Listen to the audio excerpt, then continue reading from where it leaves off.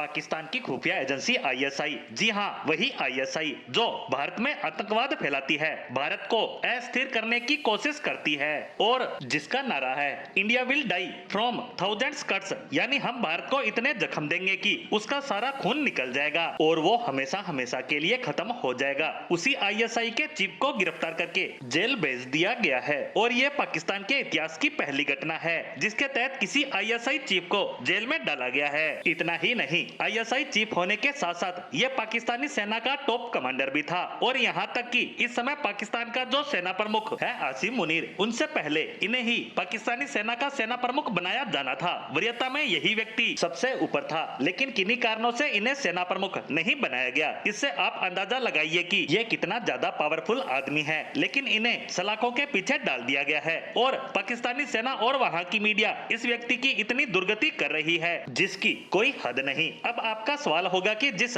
पाकिस्तान के अंदर एक छोटे से सैनिक पर भी बड़े से बड़ा नेता या कहें सरकार भी हाथ नहीं डाल सकती, उस देश के दूसरे सबसे पावरफुल आदमी को गिरफ्तार करने की हिम्मत करी किसने? तो इसका जवाब है खुद पाकिस्तान की सेना ने। दरअसल ऐसा इसलिए किया गया क्योंकि यह पाकिस्तानी सेना प्रमुख के आंख में खटक रहा था और इसके इमरान खान के साथ बहुत ही अच्छे संबंध माने जाते हैं और जब तक इमरान खान प्रधानमंत्री रहे इस व्यक्ति की पावर पाकिस्तान के आर्मी चीफ से भी ज्यादा थी और कितनी ज्यादा इसका अंदाजा आप इस बात से लगा सकते हैं कि इसी ISI chief general Faiz Ahmed की देखरेख में ही तालिबान का अफगानिस्तान पर कब्जा हुआ और उसके बाद तालिबानी सरकार का गठन हुआ। तालिबान के अलग अलग गुटों जैसे हक्कानी गुट या मूल तालिबान गुट को एक साथ बिठाकर सत्ता के अलग अलग पद इन्हीं के द्वारा सौंपे गए। इससे आप अंदाजा लगाइए कि ये कितना ज्यादा पावरफुल व्यक्ति था। उस समय अफगानिस्तान में खड़े इसकी काफी फोटो वायरल भी हुई थी और इसने चाय का कप हाथ में लेकर भारत को चिढ़ाते हुए कहा था कि चाय का स्वाद कैसा लगा, यानी कि एक तरह से ये कह रहा था कि देखो मैंने तुम्हें तुम्हारे गेम में ही हरा दिया, अफगानिस्तान से भारत का प्रभाव खत्म कर दिया, लेकिन आज 3 साल बाद इस ताकतवर व्यक्ति की हालत देखिए कैसे ये